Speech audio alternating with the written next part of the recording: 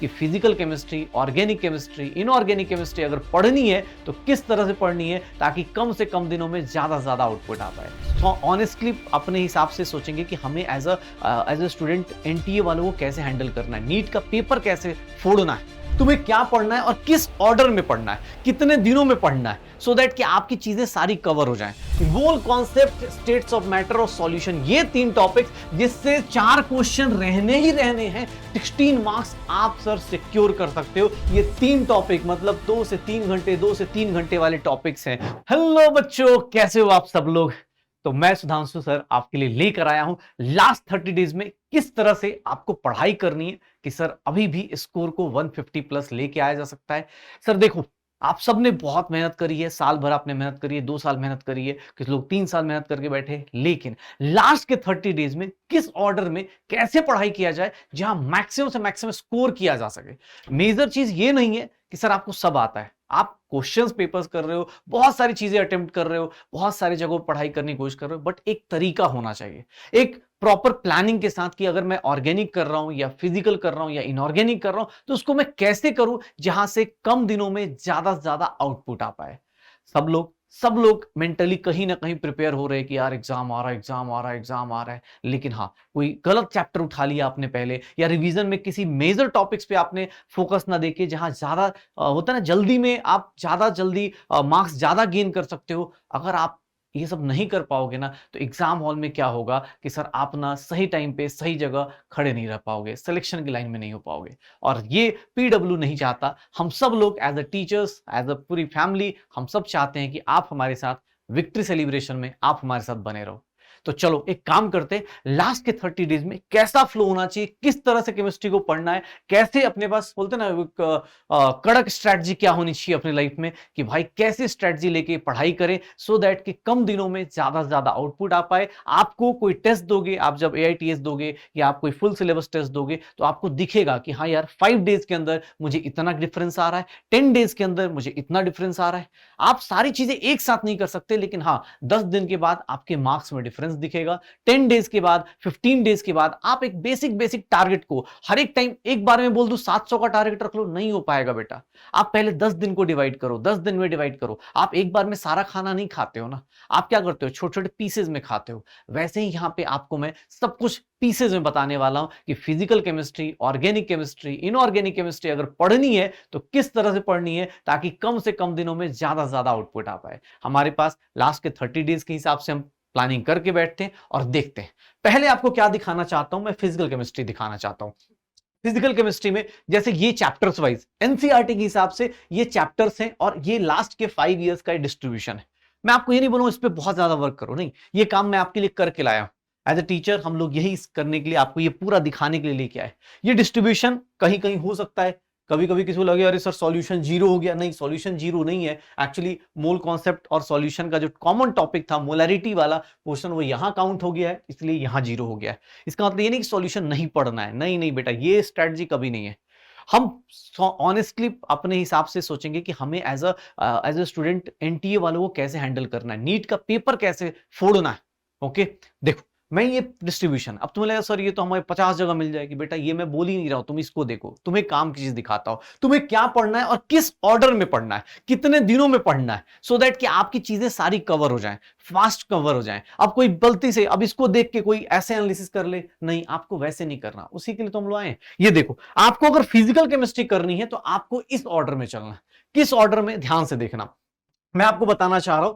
पहले आप कौन सा टॉपिक करना चाहोगे, पहले आप ये 3 topics, mole concept, states of matter और सॉल्यूशन, ये 3 टॉपिक्स जिससे 4 क्वेश्चन रहने ही रहने हैं, 16 मार्क्स आप सर सिक्योर कर सकते हो। और ये तीनों टॉपिक अगर आप नीट के एस्पिरेंट हो और आप सीरियसली पढ़ाई कर रहे हो, सबसे इजीएस्ट टॉपिक्स में से आते हैं, जहां पे आप चाहो ये 3 टॉपिक मतलब 2 से 3 घंटे, 2 से 3 घंटे वाले टॉपिक्स हैं। मोल कॉन्सेप्ट में जो आइडियल गैस इक्वेशन पढ़ते हो वही स्टेट्स ऑफ मैटर में आता है। मोल कॉन्सेप्ट में जो कॉन्सेंट्रेशन टर्म्स पढ़ रहे वही इधर भी आता है। बहुत सारी चीजें इंटर रिलेटेड है। ये 3 टॉपिक्स शानदार मार्क्स देके जाएंगे। अगर आप अपनी प्रिपरेशन में, रिवीजन में कहीं भी उलझे पड़े हो तो फटाफट इस ऑर्डर को फॉलो करो।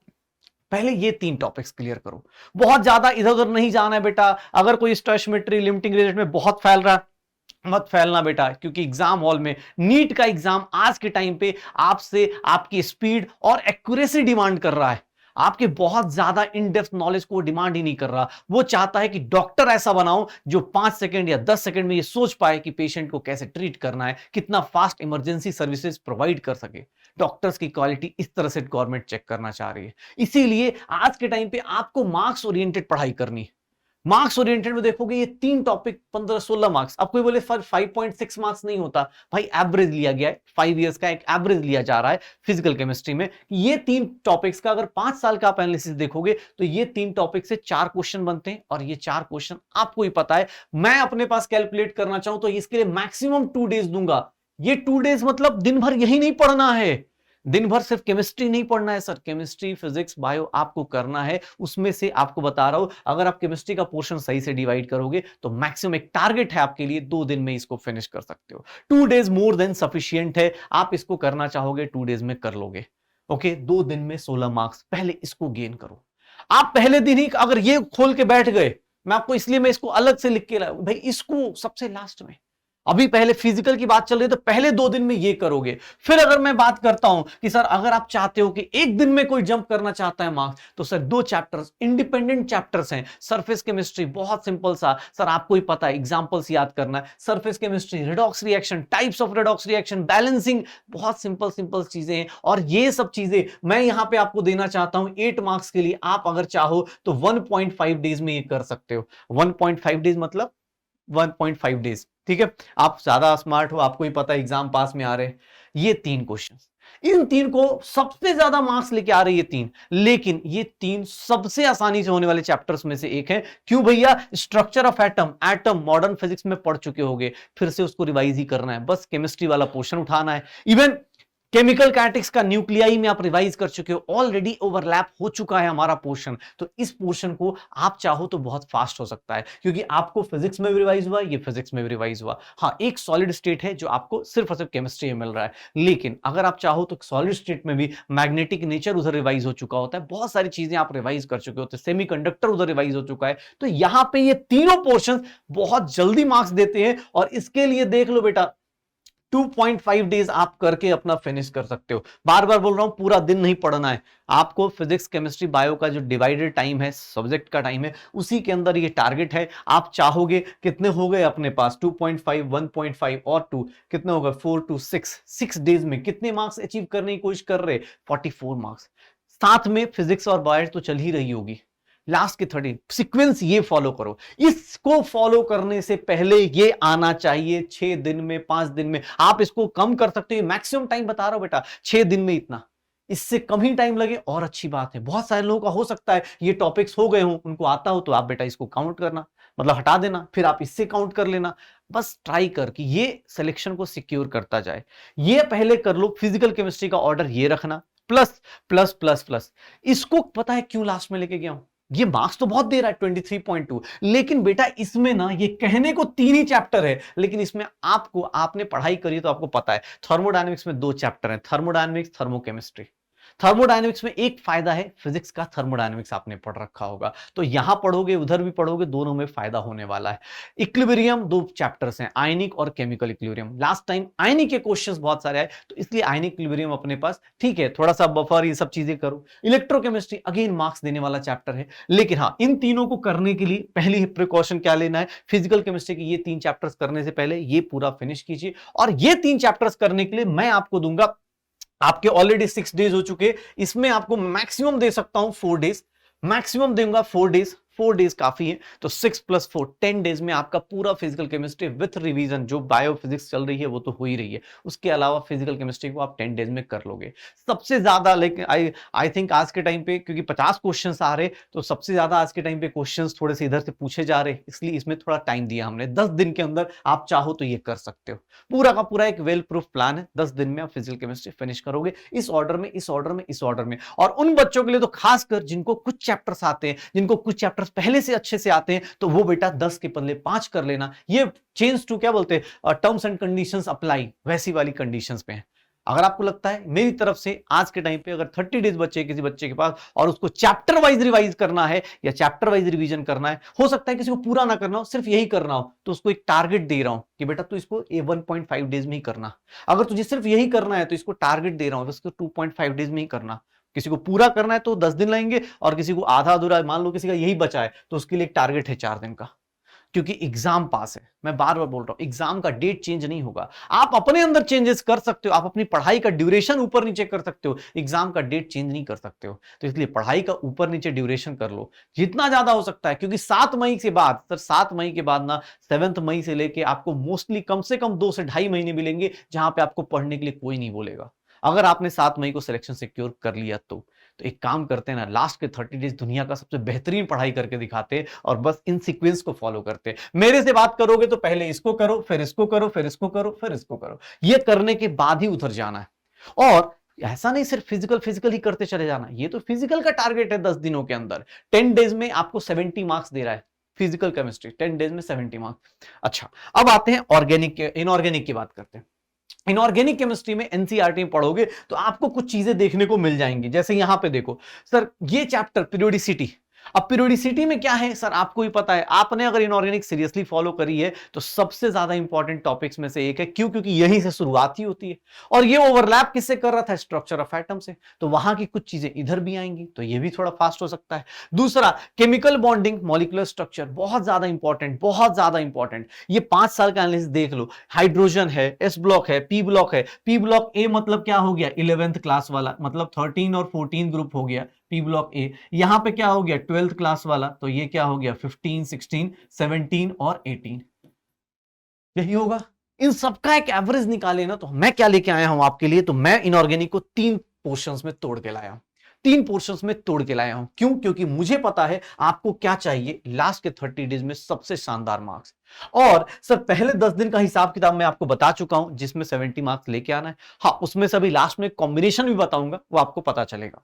पहले ये देखो, मैंने क्या देखा, classification of elements and periodicity, chemical bonding और कोऑर्डिनेशन को आप ऐड करते हो तो अप्रोक्सीमेटली 20 मार्क्स, 3 चैप्टर 20 मार्क्स देके जाएगा। 3 चैप्टर 20 मार्क्स। और एक बात बताऊं, अगर किसी ने ये 3 टॉपिक्स अच्छे से कर लिए तो बेटा आधा पी ब्लॉक का काम खत्म कर लेगा। मतलब एस ब्लॉक तो पूरा ही खत्म हो जाता है, एस ब्लॉक सबसे आसानी से खत्म हो जाता है। रीजन कि सर केमिकल बॉन्डिंग के अंदर बहुत सारी चीजें ऐसी होती हैं, ये 3 चैप्टर्स, कोऑर्डिनेशन कंपाउंड्स में मेटलर्जी की चीजें आ जाती हैं, सारी चीजें आपको पहले ये फॉलो करना है। पहले आप इसको सिक्योर करोगे। 19.2 मार्क्स, कहने को बस 19.2 दिखा रहा हूं, लेकिन sir chemical bonding, P block, इन सब में ओवरलैपिंग बहुत है।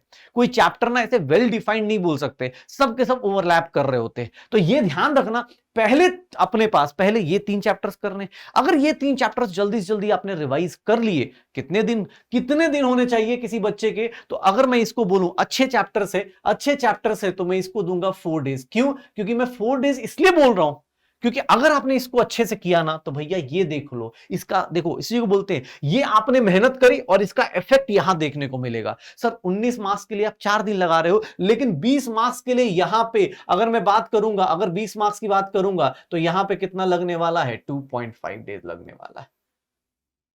2.5 डेज लगने वाला है। क्यों? क्योंकि सर 2.5 कह रहा हूं, अरे एक मिनट 2 डेज, मैं गलती से, हाँ ये देखो 2.5 डेज नहीं, 2 डेज काफी है। 20 मार्क्स। क्यों? क्योंकि इसका सर क्या हो जाएगा अपने पास, आप इसका ही यूज पढ़ने वाले हो। अरे सर जो आपने सिल्वर का, गोल्ड का यहां कोऑर्डिनेशन में कॉम्प्लेक्स पढ़ोगे, वही मेटलर्जी में यूज हो रहा होगा कि सर लीचिंग में ये होता है, सर रिडक्शन ऑक्सीडेशन में ये होता है। बस आपको चीजों को रिलेट करना है। हाँ, छोटे चैप्टर्स हैं, देखो ना मार्क्स देखो सर, 19 दिन, 19 मार्क्स के लिए कितना दिन दे रहा हूं? 4 दिन। और ये कितना आ रहा है? 2 दिन। पक्का?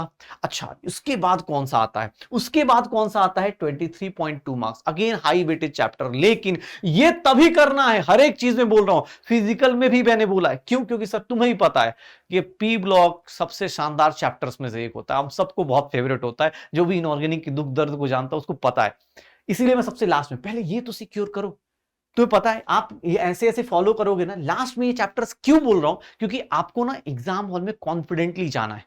एग्जाम हॉल में कॉन्फिडेंस अगर आपको है ना, आपको अपने अंदर, आपको ये 10 दिन के अंदर डिफरेंस दिखना शुरू होगा। अगर आप इसको फॉलो करोगे, स्ट्रिक्टली फॉलो करो कि यार मेरा यही फॉर्म, मान लो मैं बार बोल रहा हूं, हो सकता है किसी को ये आता हो, ये आता हो, ये आता हो, तो ठीक है भाई तू हटा दे, तो 30 डेज में से 20 दिन में ये सारा कोर्स खत्म कर रही जो तुझे प्लानिंग बताई जा रही है। लेकिन एनर्जी सबसे पहले यहां नहीं लगानी है, क्योंकि अगर यहां एनर्जी लगाओगे ना तो बाद में ये इजी क्वेश्चन छूट जाएंगे। तुम्हें ही पता है अगर ये चीजें आती हैं इस ब्लॉक हाइड्रोजन मेटलर्जी सर सब बहुत सिंपल से चैप्टर्स हैं, लेकिन हाँ तभी हो पाएंगे जब आप अच्छे से कोशिश करोगे। मैं यहां पे देख लोगे तो मैं यहां पे देखो अपने पास 4 to 6 डेज हो रहे, यहां पे मैं कुछ जगहों पे थोड़ा सा आपको डिस्काउंट मतलब इन द सेंस क्या देना चाहता हूं, अगर आपको केमिकल बॉन्डिंग आती है तो ये एक दिन का खेल है। पी ब्लॉक 13 एंड 14 1 से 1.5 दिन का होता है।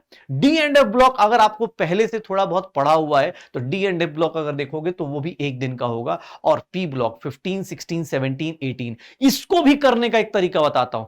पहले एक बात, बी ब्लॉक में भाई 13 14 तो आपने अगर केमिकल बॉन्डिंग सही से करी है, हाइड्रोजन मेटलर्जी सब कर लिया है तो बहुत आसान सा है, ये ज्यादा पेन नहीं करता है। पेन कहां होता है? 15 16 में, 15 और 16 में। इसीलिए मैं पहले क्या बोलता हूं, अगर किसी को पढ़ना है ना तो पहले कौन सा पढ़ो? 18। देख ले भाई, अगर मैं तुझे बताऊं तो पहले कौन सा पढ़ना शुरू करो? 18 पढ़ना शुरू करो। पहले कौन सा पढ़ना शुरू करो? 18 पढ़ो। फिर कौन से पे जाओ? 17 पे जाओ। क्यों? क्योंकि तुम 15 16 पहले स्टार्ट कर दोगे ना तुम ऑब्वियस थकना शुरू हो जाओगे, 15 में ही थक जाओगे। और 15 का आधा है 17 और 18। तो आप ना रिवर्स टेक्नोलॉजी आओ, क्योंकि एग्जाम है। अब आप ना डर को अपने ऊपर डोमिनेट नहीं करने दे सकते ना, डर को आगे मत बढ़ने दो, आप अपने कॉन्फिडेंस को आगे बढ़ाओ। क्योंकि एग्जाम में वही बहुत बोलते हैं ना कि यार सिलेक्शन, बहुत ऐसे लोग होते हैं जो लास्ट में होते हैं, लास्ट मोड पे आके एकदम तेजी से दौड़ जाते हैं। जो होता है ना रेस का एक पार्ट है, मैराथन है, साल भर आप पढ़ाई कर रहे हो, 2 साल पढ़ाई कर रहे हो, तो लास्ट मोमेंट पे जो तेजी से दौड़ जाएगा, जो अपनी पढ़ाई को सही स्ट्रीमलाइन कर पाएगा, वही सही से अपने पास जल्दी जल्दी रिजल्ट दे सकता है। आप देखो अपने पास 6 डेज में आप इतने मार्क्स सिक्योर कर सकते हो, बट यहां पे बहुत सारे लोगों का बहुत वीकर पोर्शन होता है। इसलिए बता रहा हूं, पहले आप 18 करोगे, फिर 17 करोगे, फिर 16, फिर 15, आप रिवर्स चलोगे। उससे क्या होगा, थोड़ा थोड़ा करके आपको ना एग्जाम हॉल में कॉन्फिडेंस आना शुरू होगा। एक दिन में बोलूंगा चारों हो जाए, नहीं होने वाला। इसको स्पेशली करने के लिए 2 दिन चाहिए, और इन दोनों को मिला के 2 दिन चाहिए। तो अगले जो है, हाँ हो सकते हैं कुछ लोगों को लग रहा हो कि अरे सर 4 दिन में तो नहीं होगा, आई नो डिफिकल्ट है, लेकिन यार हमने सिलेक्शन भी तो सोचा है। हमने क्या सोचा, हम 17-18 लाख लोगों में से 1 लाख लोगों में आना चाहते हैं। जब रास्ता ही हमने डिफिकल्ट चुना है तो प्रोसेस भी डिफिकल्ट होगा। अब मैं अगर सोच लूं कि मुझे विराट कोहली बनना है और मेहनत ना करूं, आराम से दिन भर खाना खाऊं, कैसे बन पाऊंगा भाई? मुझे भी उतनी ही मेहनत करनी पड़ेगी ना। अगर इंडिया के टॉप डॉक्टर्स में आना चाहते हो, इंडिया के टॉप कॉलेज में जाना चाहते हो, तो रास्ता तो डिफिकल्ट होगा। बोलते हैं ना कि हाँ भाई संघर्ष डिफिकल्ट होगा तभी तो सफलता का होता है ना, सेलिब्रेशन ज्यादा एंजॉय होता है। तो वही चीजें ट्राई करो, 4 दिन ऑब्वियस है। हाँ इसको मैं इसके बारे में लास्ट में ही फिर से डिस्कशन करूंगा। इसको आप चाहोगे तो 4 से आप 6 भी कर सकते हो, उसका एक शॉर्टकट बता दूंगा, क्या होगा वो देखेंगे इनऑर्गेनिक में। लेकिन पहले ये चीजें करनी है, पहले 6 दिन में ये 4-6 चैप्टर्स खत्म करने हैं। 3 और 3 6, पहले 3 दिन में 6 दिन में ये चैप्टर्स खत्म कीजिए। आप 6 डेज पकड़ लो, आपको पता चल जाएगा कैसे कैसे मार्क्स अपने पास सिक्योर किए जा रहे हैं। उसके बाद देखोगे मेरे पास ऑर्गेनिक केमिस्ट्री आती है। ऑर्गेनिक केमिस्ट्री में फिर से यही चैप्टर्स आ गए कि भाई इंट्रो सबसे बेहतरीन। इसका ऑर्गेनिक केमिस्ट्री में क्या है, जो आप पढ़ रहे हो तो आपको पता है कि ऑर्गेनिक केमिस्ट्री में चीजें लिंक्ड होती हैं। अगर आपने इंट्रोडक्शन मतलब आइसोमरिज्म, नोमेनक्लेचर और जीओसी सही से नहीं पढ़ा है तो आपको ऑब्वियस हाइड्रोकार्बन में दिक्कत आएगी, आपको हर एक रिएक्शन में दिक्कत आएगी। लेकिन मैं आपको ये बोल रहा हूं, एक तो ऑर्गेनिक केमिस्ट्री में आज के टाइम पे जो रिएक्शंस हैं, या इनऑर्गेनिक केमिस्ट्री में ही बात की जाए तो सब कुछ एनसीईआरटी बेस्ड चलना है। कोई भी हवा में फालतू की चीजें नहीं करनी है। रीजन कि बेटा लास्ट मोमेंट पे रिस्क नहीं लिया जा सकता। आपके पास गिन के होते हैं ना, गिने हुए दिन बचे हुए, तो गिने हुए दिन बचे हैं, तो अब ना सर पता है कि यार लाइफ में कि ये चीज फिक्स्ड है, तो अब अपनी स्पीड ज्यादा करनी है। ट्राई करना है कि कम से कम सोर्सेज में ज्यादा से ज्यादा रिवीजन कर पाए, ज्यादा से ज्यादा अपना इनपुट बढ़ा पाए, ताकि हो सके अपना 7 मई को आउटपुट बहुत शानदार आए। ट्राई करो। यहां देखो मैं क्या बोल रहा हूं, इसमें भी एनसीईआरटी ही बेस्ड चलना है, सिर्फ और सिर्फ एनसीईआरटी बेस्ड। ये फिर से अगेन आपको एक एनालिसिस है, इसको भी कैसे फॉलो करना है इसके बारे में बता देता हूं। ये देखो भाई, सबसे पहले केमिस्ट्री में, ऑर्गेनिक केमिस्ट्री में जो फॉलो करना है वो कौन सी चीज फॉलो करनी है, तो पहले ये 3 चैप्टर्स।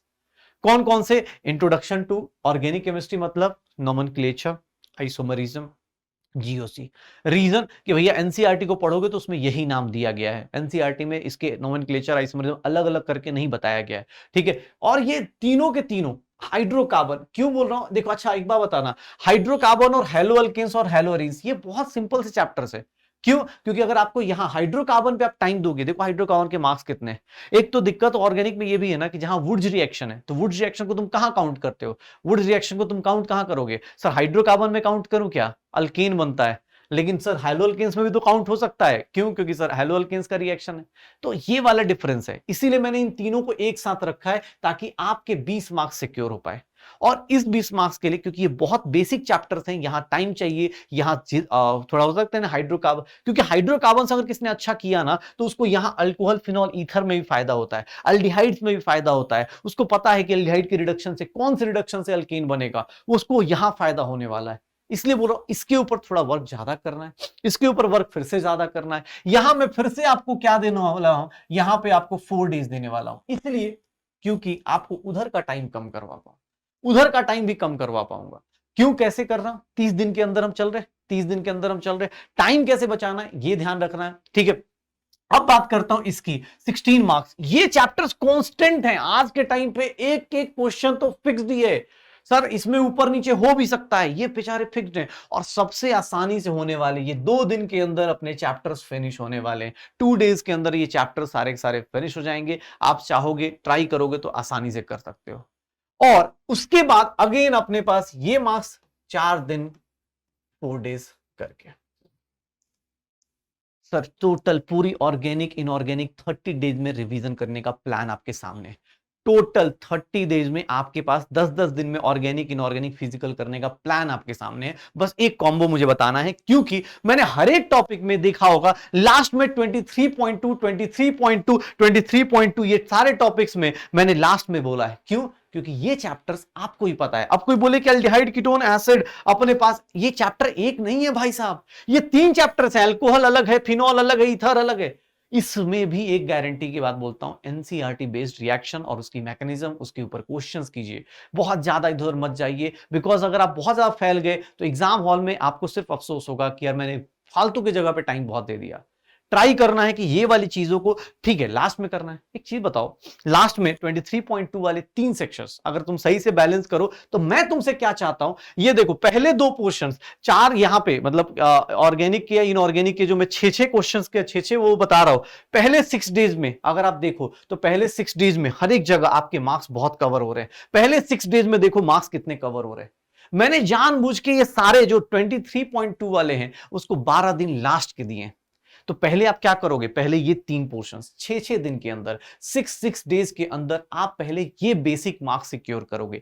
कैसे सर? 18 डेज में आप ना चाहोगे, 18 डेज में चाहोगे तो मैं आपको लिख के दे रहा हूं, आप क्या करने वाले हो ये देख ले, कितने हो रहे हैं, 16 + 8 24 और प्लस 44, 18 डेज में 44, 6 डेज में ये 44 हुए, 6 डेज में ये 44 हुए, और 6 डेज में ये कितने हो गए, 20 और 20 40 हो गए, 40, और इधर कितना हो गया इनऑर्गेनिक, ऑर्गेनिक में कितना हो गया अगेन 21.6 और 40 कितना हो जाएगा 21.6, हाँ ठीक है, 16 + 37 37.6, और यहां पे 37.6 के बाद 39.2 39.2 39.2 और 37.6। आप कैलकुलेट करके देख लो आपके कितने मार्क्स सिक्योर हो रहे हैं। आप देख लो 9 + 7 कितना हो गया, 16 + 4 20 और 4 3 7 और कितना 10 और यहाँ पे 1 120 मार्क्स अगले 18 दिन में, सिर्फ और सिर्फ। इसी को बोलते हैं प्रॉपर प्लानिंग। मैं आपको ये चैप्टर्स जो लास्ट के बता रहा हूं ना, 4-4 दिन वाले, इसको आप लास्ट में लेके जाना। और उसमें भी बता रहा हूं, अगर आपका फिजिकल अच्छा है तो पहले इसको करना, लास्ट के जो 12 डेज की प्लानिंग बता रहा हूं, 18 दिन में 120 मार्क्स आपको गेन करा के दे रहा हूं। उसके बाद अगर आपको लगता है कि फिजिकल आपका स्ट्रांग है तो आप इसको टच कर लेना, या फिर आप एक और बेहतरीन कॉम्बो बना सकते हो। यार थर्मोडाइनमिक्स मेरा इजी है तो मैं ना पहले इसको कर लेता हूं और फिजिकल में ये 2 चैप्टर्स छोड़ देता हूं, अभी पहले इनऑर्गेनिक का एक चैप्टर और इजी वाला कर लेता हूं। ये लास्ट के जो ब्लॉक्स है ना, हर एक जगह पे जैसे लास्ट के ब्लॉक्स हैं, जैसे डी एंड एफ, किसी को लगता है कि यार मैंने ना अभी 12th बोर्ड के लिए किया था या अभी जस्ट किया था तो मैं जल्दी कर लूंगा, पी ब्लॉक ये जल्दी कर लूंगा, तो आप पहले ये दोनों खत्म कर लो, आप इसको थोड़ा देर बाद कर लेना। आपके लास्ट के 12 डेज का स्ट्रेटजी आप मिक्सिंग कर सकते हो। आपको लगता है नहीं सर ऑर्गेनिक में ना मुझे लगता है कि अल्कोहल, फिनॉल, ईथर इजी है मेरे लिए, तो आप इसको पहले कर लो, आप इसका कॉम्बो बना सकते हो। कोशिश करो कि सर लास्ट के पहले 18 दिन में 120 प्लस मार्क्स सिक्योर किया जाए। और अगर आपने 4 दिन और दे दिए तो आप किसी भी 4 दिन को पकड़ लीजिए, आपके 150 से 140 के मार्क्स के आसपास आ जाएंगे। आप किसी भी 4 दिन 5 दिन को और पकड़ लीजिए, 20 से 25 दिन में आपके 140 150 मार्क्स का डिफरेंस दिखना शुरू हो जाएगा एंड वहीं से कॉन्फिडेंस आएगा। मैं बार बार बोलता हूं, कॉन्फिडेंस किसी बाजार में नहीं मिलने वाला है। कॉन्फिडेंस अगर किसी बाजार में मिलता ना, सबसे ज्यादा लोग, तुम्हें ही पता है, सारे लोग खरीद के बैठ जाते हैं। कॉन्फिडेंस कहां से आएगा? कॉन्फिडेंस आएगा आपकी प्रॉपर प्लानिंग से, आपकी प्रॉपर रिवीजन से, आपके प्रॉपर टाइम मैनेजमेंट से, आपकी प्रॉपर टेस्ट एनालिसिस से। इससे कॉन्फिडेंस आएगा। यही सब चीजों के लिए ये सब कुछ बताया जा रहा है। आप अगर अभी भी लड़ रहे हैं अपने आप से, अगर अपने आप से अभी भी पूछ रहे हैं क्वेश्चंस कि किसको कब टाइम दूं, कैसे पढ़ाई करूं, इसी के लिए ये वीडियोस हैं। इसी के लिए हम सब लोग आपके साथ आए हैं। हम सब लोग यही चाहते हैं कि आप एक प्रॉपर प्लानिंग के साथ चले, आप एक प्रॉपर होता ना कि मैनेजमेंट के साथ चलेंगे तो टाइम के साथ आप सही से चीजों को सही टाइम पे कर पाएंगे।